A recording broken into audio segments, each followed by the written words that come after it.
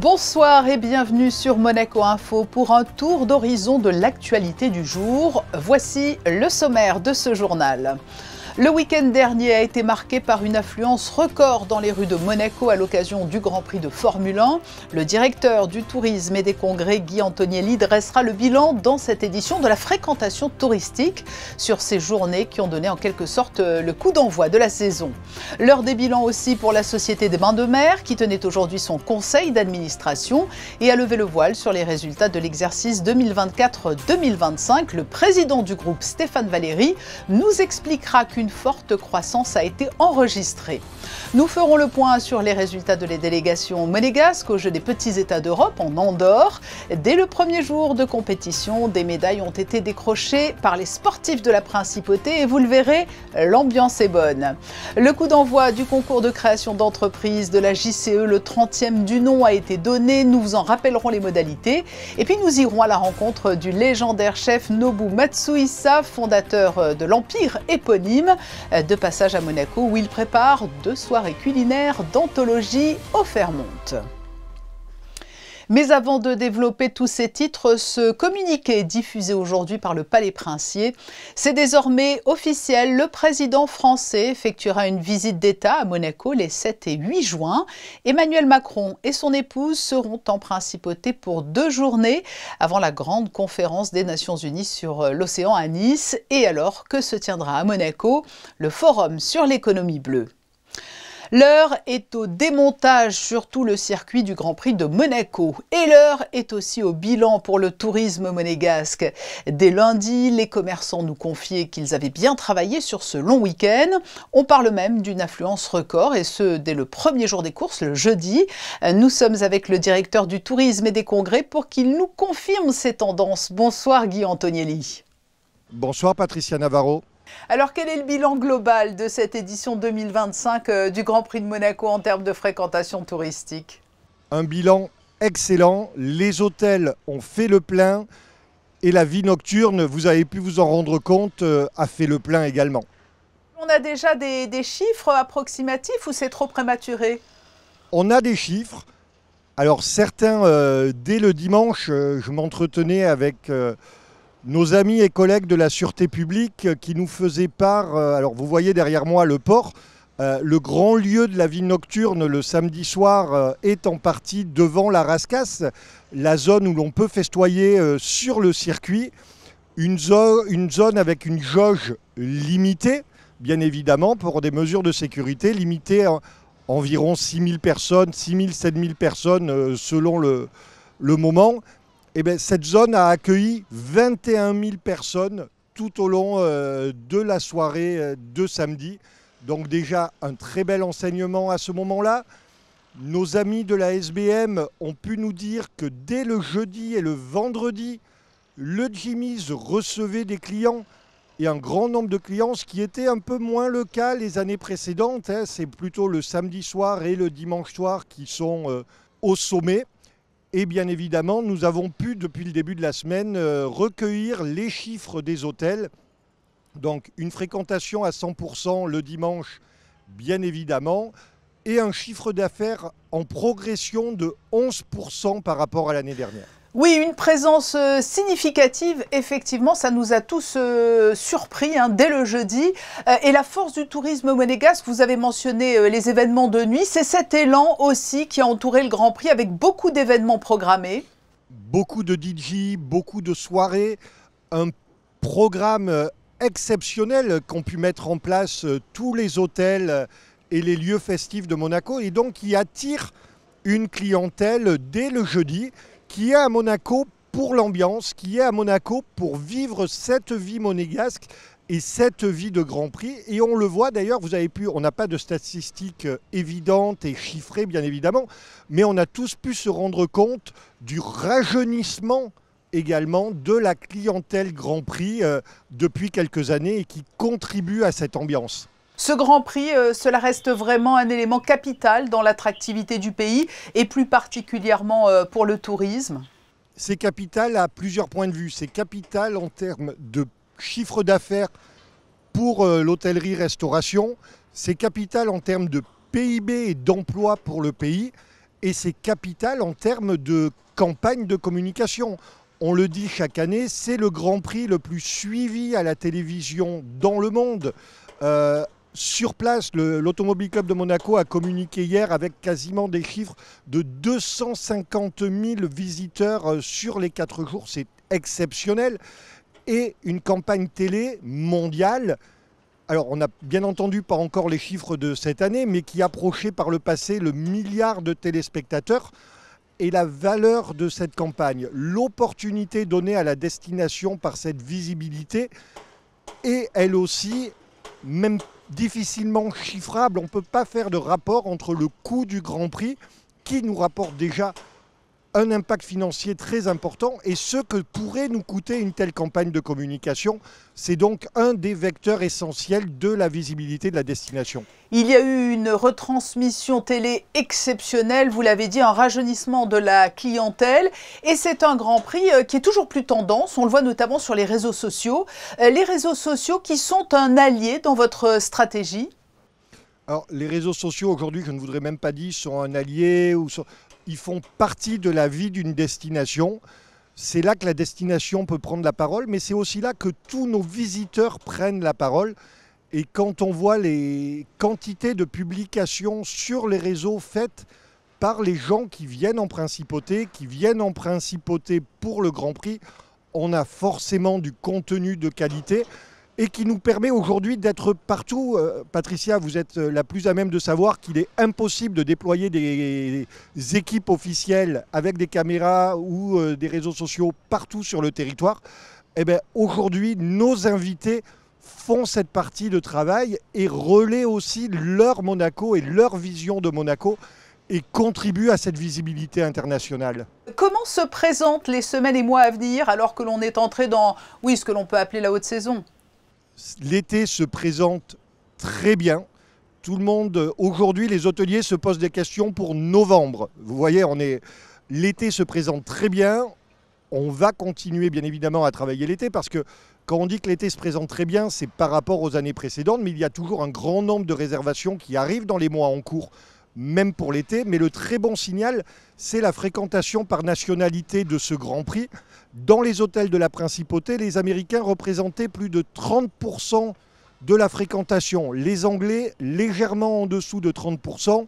Et le quatuor de tête est complété par les Français et les Italiens.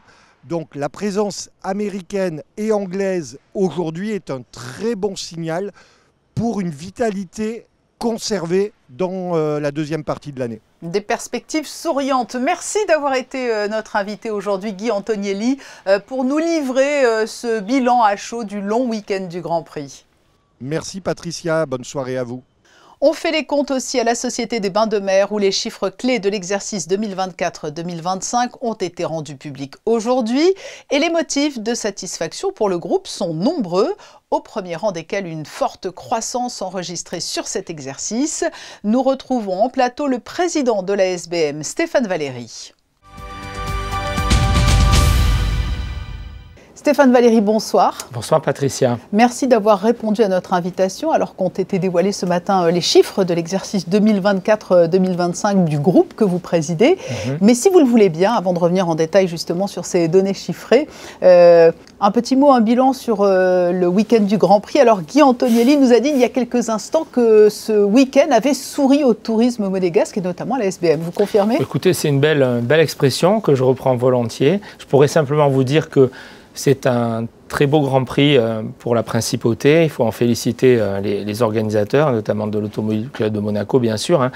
Et nos hôtels et nos restaurants étaient pleins et c'était encore mieux que l'an passé. Autre motif de réjouissance, ce sont les résultats que vous avez présentés ce matin, les résultats donc pour l'exercice 2024-2025. La tonalité, elle est globalement très positive. Oui, donc si on prend les principaux paramètres sur lesquels on peut juger les résultats d'un groupe économique, tout est au vert. Donc c'est une bonne année. Elle est meilleure que l'année dernière, qui était déjà la meilleure année qu'avait connue la SBM. Donc si on prend le chiffre d'affaires, premier paramètre important, il est en progression de 9% à 768 millions d'euros. Si on regarde le ROP, le revenu opérationnel, ce que vraiment produit le bénéfice de l'activité, il est de 74,5 millions, donc 1 million de mieux à peu près que l'an passé. Et si on regarde le résultat consolidé, où vous avez à la fois le ROP, l'opérationnel et les produits financiers, il est à 110 millions en progression de 6 millions. Donc on peut dire oui que globalement c'est une bonne année pour la SBM, mais il faut tout de suite ajouter aussi, quand on regarde le détail de ce grand groupe, de ces 4 hôtels, de ces 30 et plus restaurants, de ces 2 casinos, etc., de ces 5000 collaborateurs qu'il faut d'abord et avant tout féliciter parce que c'est le résultat du travail des 5000 salariés de l'entreprise que je présente ce soir. Alors il y a quand même aussi des axes d'amélioration. Tout n'est pas encore parfait à la SBM et nous allons continuer à travailler dur. Il y a 2 points notamment qui méritent d'être soulignés, c'est l'activité hôtelière et l'activité restaurant qui, elle, a enregistré un beau développement. Oui, alors tout à fait. La plus grosse progression, c'est le chiffre d'affaires de la restauration, à plus 24% par rapport à l'an passé. Ce qui fait que l'activité de la restauration, elle est importante, elle contribue à l'attractivité générale du resort, mais elle est déficitaire dans notre exercice. Et qu'en est-il d'un pôle qui est très emblématique de l'histoire de la SBM, les jeux ? Alors les jeux, c'est l'activité qui a le plus souffert en fait, parce que les autres progressent. Donc si on regarde l'activité des hôtels et des restaurants, elle est en progression de 16% en chiffre d'affaires par rapport à l'an passé. Elle améliore son résultat de 4 millions, même si elle est en déficit quand on a réparti les frais généraux de 14 millions. Mais celle qui a légèrement reculé, c'est l'activité des jeux. On fait moins de 3%. Par rapport à l'exercice précédent, à 215 millions. L'hôtellerie-restauration, c'est 52%. Les jeux, cette année, c'est 28% du chiffre d'affaires. Et la troisième activité, on va sûrement y revenir, l'immobilier, c'est 20% de notre chiffre d'affaires. Dans le contexte aussi où la compliance est de plus en plus rigoureuse, et vous savez qu'un certain nombre de nos clients préfèrent aller jouer en Asie, en Amérique ou dans d'autres casinos où ils n'ont pas autant de contraintes à respecter, nous avons nous-mêmes d'ailleurs refusé, pour respecter les règles de la certitude de la provenance des fonds, nous avons refusé nous-mêmes plusieurs dizaines de millions d'euros de clientèle. Donc je considère que dans ce contexte général, si vous y ajoutez le mauvais aléa, moins de 3%, c'est un résultat très honorable pour la SBM. Mais là, je dirais l'activité la plus performante, c'est les locations immobilières. L'immobilier. Nous avons aujourd'hui à peu près 170 biens, résidences hôtelières, commerces de luxe, bureaux de prestige. Et cette activité est en progression de 11% par rapport à l'an passé. Et elle dégage alors, après frais généraux, elle dégage un revenu opérationnel de 100 millions. Donc elle permet à l'ensemble du groupe d'être largement profitable. Et tout le monde en profite à la SBM, puisque vous savez, dans le modèle social, qu'il y a une prime d'intéressement pour les salariés.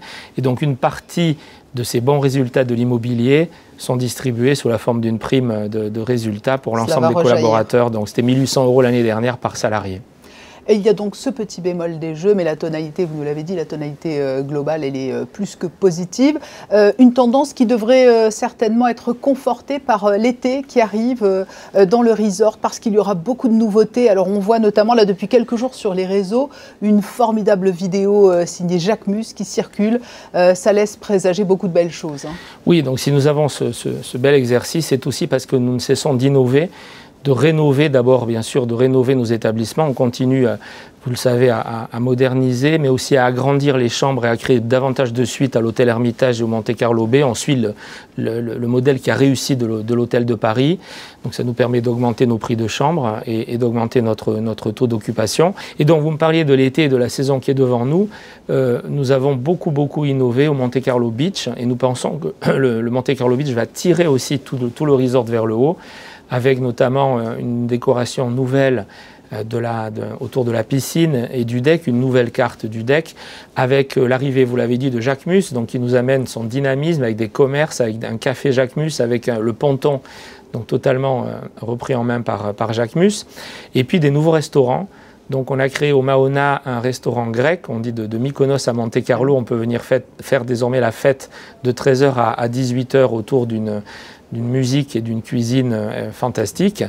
Et bientôt, nous aurons à partir du mois de juin le restaurant le plus iconique d'Ibiza qui nous rejoindra à la Vigie, puisque donc Jean Dalle, qui est le restaurant des stars, le restaurant à la mode est extraordinairement génial. J'y suis allé, donc j'invite tous les Monégasques qui nous écoutent et les résidents à partir du 21 juin à la Vigie à découvrir Jean Dalle. Et bientôt, j'y tiens beaucoup, nous avons investi dans les caves de l'Hôtel de Paris.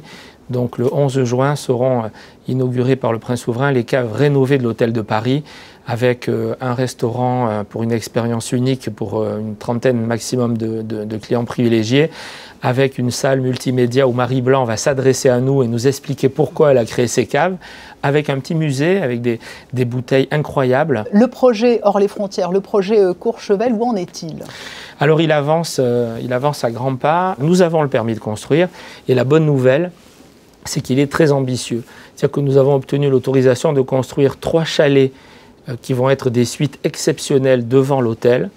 Nous avons obtenu l'autorisation aussi de surélever l'hôtel, car on a négocié avec les 3 propriétaires qui étaient au dernier étage, donc on les a relogés ailleurs, et on peut ainsi augmenter, donc surélever cet hôtel. On passera de 8 000 m² que nous avons achetés à 14 000 m², donc 6 000 m² de plus, pour faire avec Herzog et de Meuron, le grand cabinet d'architectes, avec Hugo Taureau, le grand décorateur qui nous a d'ailleurs aménagé à Monaco, Marlot, j'espère un des plus beaux palaces des Alpes. Mais ces surfaces considérables supplémentaires à construire font que nous avons décidé de laisser le temps à nos architectes et aux entreprises, et donc nous ouvrirons, pour avoir ces grandes surfaces et ces chalets supplémentaires, nous ouvrirons en décembre 27. Et il n'aurait pas été raisonnable de vouloir accélérer tout cela. Voilà, donc un projet ambitieux, ouverture en décembre 2027. Merci Stéphane Valéry d'être venu en plateau aujourd'hui à Monaco Info pour évoquer ces beaux chiffres de l'exercice 2024-2025 de la SBM. Merci à vous, merci beaucoup. Avis maintenant à tous ceux qui nourrissent un projet de création d'entreprise. La Jeune Chambre économique vient de lancer l'appel à candidature pour son concours de création d'entreprise créé en 1995. Depuis 30 ans, il a permis à de nombreuses entreprises de se développer, comme par exemple Carlo, que l'on connaît bien, ou encore le vainqueur de l'an passé, Excello Center, un centre d'aide aux devoirs. Quelles sont les modalités de ce concours? La réponse avec la présidente de la JCE et la responsable du projet.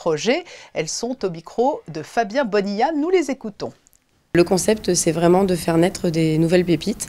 Donc au sein de la Principauté, des personnes qui ont une société à l'étranger et qui ont un concept qu'ils veulent développer au sein de la Principauté et qui veulent éclore cette année. Donc c'est vraiment des nouveaux projets, mais également des sociétés qui existent depuis moins de 2 ans. Donc cette année, c'est nouveau aussi, mais depuis 1 an ou 2, qui sont tout nouveaux et qui ont envie d'éclore. Et c'est vrai que grâce aux 3 prix qu'on propose, ça permet un beau coup de pied à l'étrier pour commencer l'aventure entrepreneuriale. On a le prix du gouvernement, sans qui d'ailleurs ce concours ne pourrait pas exister, qui est quand même de 40 000 €. On a le prix JCE de 21 000 € et le prix de notre partenaire Atos Partners de 10 000 €. Et après, on a aussi un gain, on va dire, de connexion, de mise en avant, de discussion avec les différents membres de la commission. Les grandes dates du concours cette année, donc il est ouvert depuis le février. On a une date le 17 juin, donc n'hésitez pas à venir au siège de questions-réponses à partir de 16h30. Après, on a une grande période, donc la période de clôture, le 30 septembre. Et après, on a la partie interne, justement, d'analyse des dossiers. Et on pourra, à la fin, présenter son concept devant le jury s'ils sont sélectionnés. Et c'est à la fin de l'année que sera proclamé le palmarès du 30e concours de création d'entreprise de la JCE.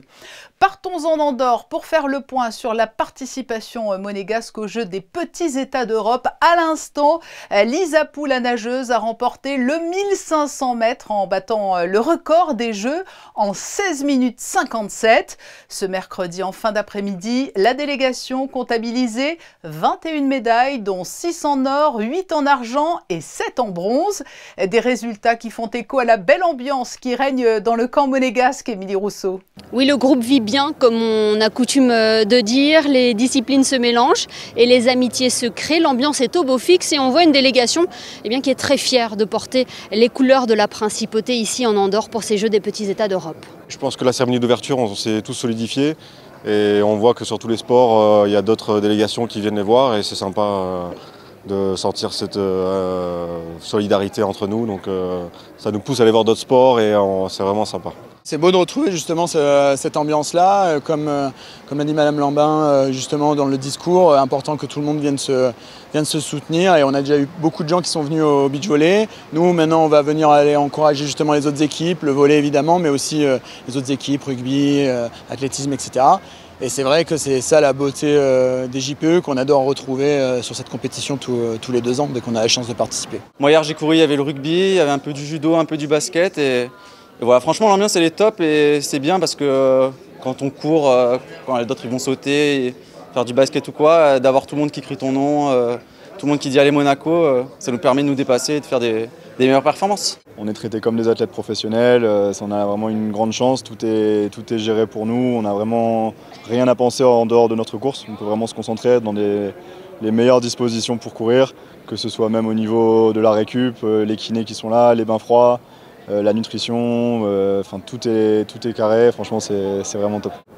Et cet état d'esprit amène forcément à la performance. Hier, nous avons pu voir que la natation, le judo, la gymnastique et l'athlétisme ont apporté les premières médailles à Monaco. Et la compétition est loin d'être terminée encore. Émilie, que vous retrouverez aux côtés de Frédéric Elion demain à 10h30 pour un nouveau numéro de l'émission Le Débrief consacré aux Jeux des petits États d'Europe. L'équipe cycliste des Carabiniers du Prince va s'élancer à l'assaut des Pyrénées. Tous vont rééditer la performance qu'ils avaient accomplie en 2021. Il s'agit d'un stage sur les routes des plus difficiles sommets du Tour de France notamment. Et cette année encore, ils seront accompagnés de dizaines d'autres cyclistes qui porteront tous les couleurs de Fighteds Monaco sur leur maillot. La présentation du maillot a d'ailleurs eu lieu hier soir en présence de la princesse Stéphanie. Sachez qu'une équipe de Monaco Info les accompagnera du 18 au 23 juin. Visite princière hier soir au Théâtre des Variétés. Le souverain est venu assister à la projection organisée par l'Institut audiovisuel dans le cadre du cycle Tout l'art du cinéma. Et c'est le film Blow Up de Michelangelo Antonioni qui était projeté. La haute gastronomie japonaise a rendez-vous avec l'exception au Nobu Monte Carlo. Le chef Nobu Matsuhisa, icône mondiale des cuisines métissées, signe 2 soirées gastronomiques au Fairmont Monte Carlo. Une occasion rare de goûter à l'âme d'un empire culinaire et surtout de voir le maître à l'œuvre. Léa Dutrouille et Alexa Vial l'ont rencontré. C'est un ballet de couteaux, de gestes millimétrés et de sourires feutrés. Au Nobu Monte Carlo, les saveurs prennent la parole. Pour 2 soirs seulement, le chef Nobu lui-même orchestrera le menu, un événement aussi rare qu'attendu. En préparation des festivités qui débuteront ce soir, c'est toute une philosophie qui se donne en spectacle. Dans un silence quasi cérémoniel, le maître découpe, roule, agence. Les sushis naissent sous nos yeux entre rigueur japonaise et éclat de sensualité péruvienne. Tonight is a canapé, the cocktails, and all of my signature dishes. And tomorrow we do like a omakase, means chef's choice. We make the best dishes, and tomorrow night is a special dinner. Chef makes all my include my signature dishes, and also use local product as much possible, and local fish, local vegetables. Then like 6 or 7 courses, include the dessert. This is my Nobu Omakase course. And also cocktails means an appetizer, like the finger food, even like my signature dish, elote jalapenos, like rock shrimps, kind of the tiny pieces. Then stay, enjoy the view, so enjoy the talking with the guests.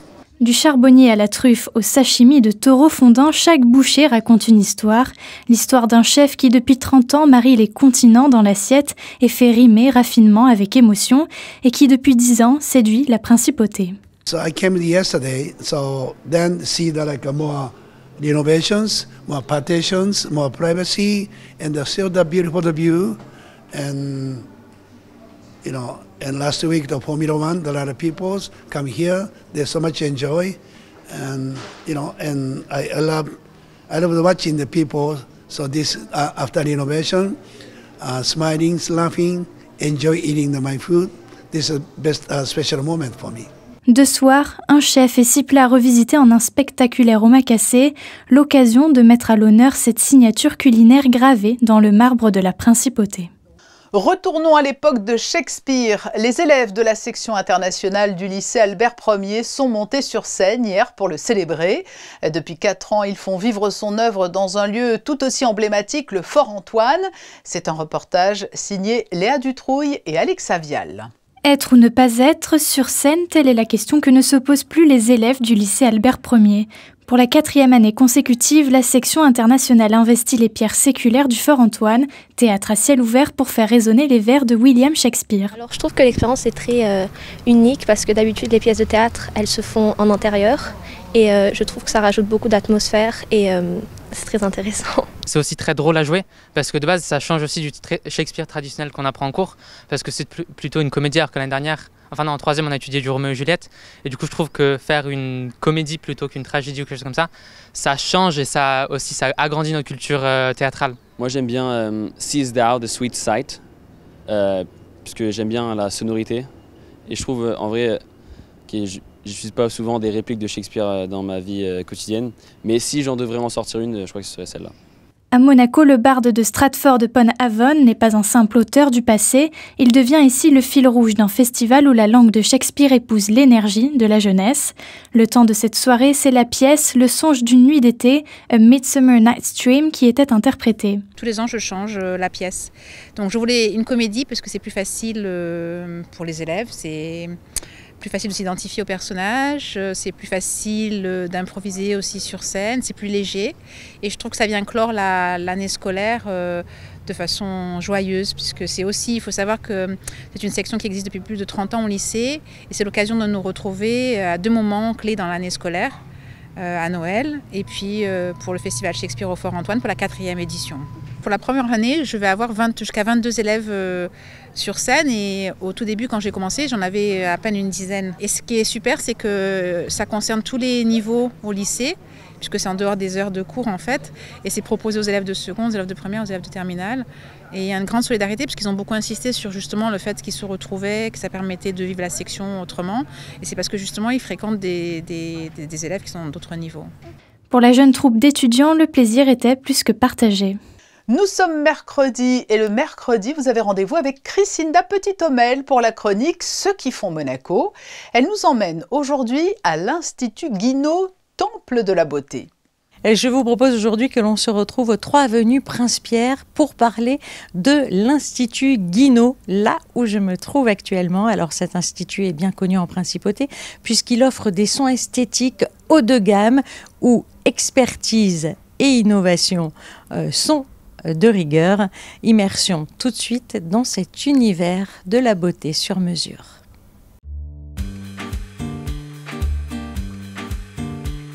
J'ai commencé par ouvrir celui-ci il y a maintenant 9 ans. Pourquoi ? Parce que j'étais employée donc dans des instituts à Monaco et que je voulais créer ma propre image, c'était mon histoire.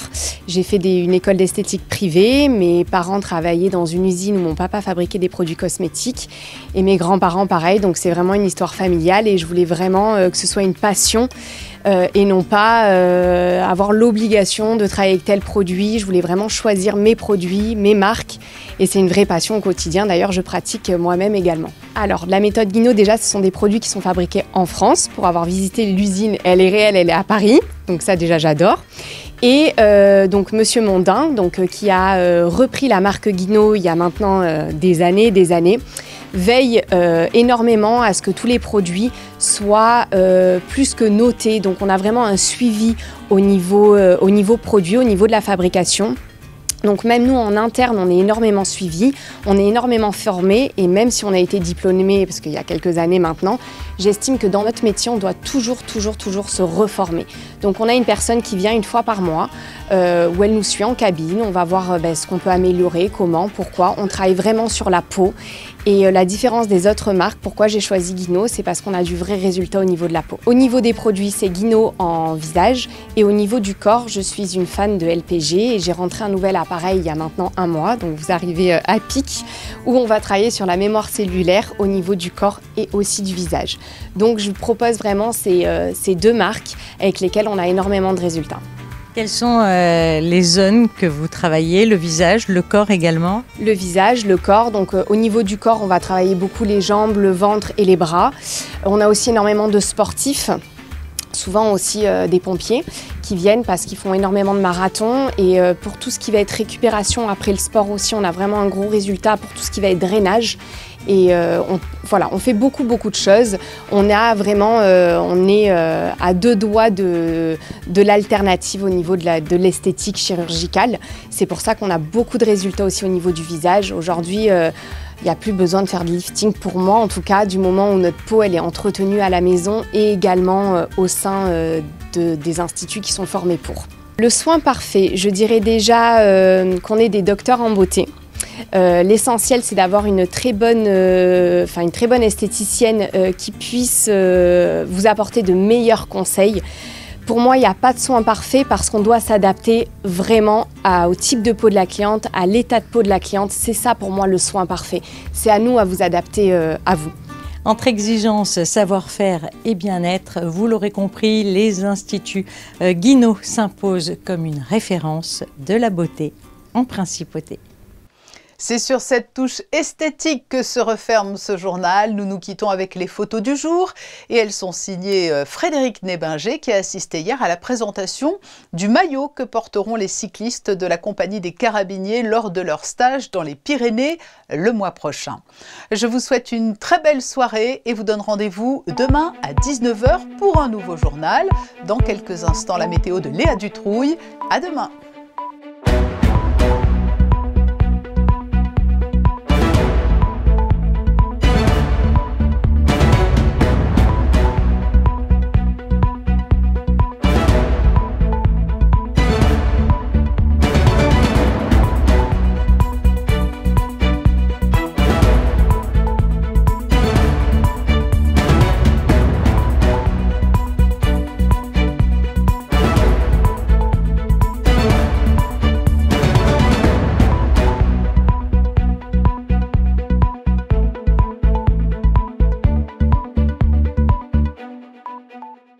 Retrouvez la météo avec Suisse Courtage, votre partenaire de confiance en assurance à Monaco. Protection sur mesure pour particuliers et professionnels.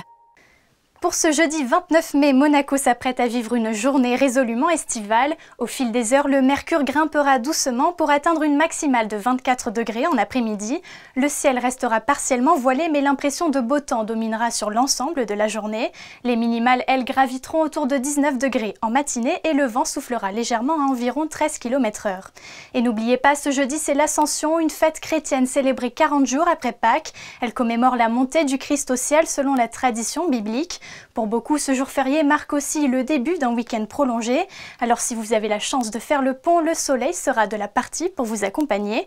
Ce 29 mai marque également la journée internationale des casques bleus des Nations Unies, une occasion de rendre hommage à ces femmes et hommes engagés pour la paix à travers le monde. Une excellente soirée à vous. C'était la météo avec Suisse Courtage, votre partenaire de confiance en assurance à Monaco. Protection sur mesure pour particuliers et professionnels.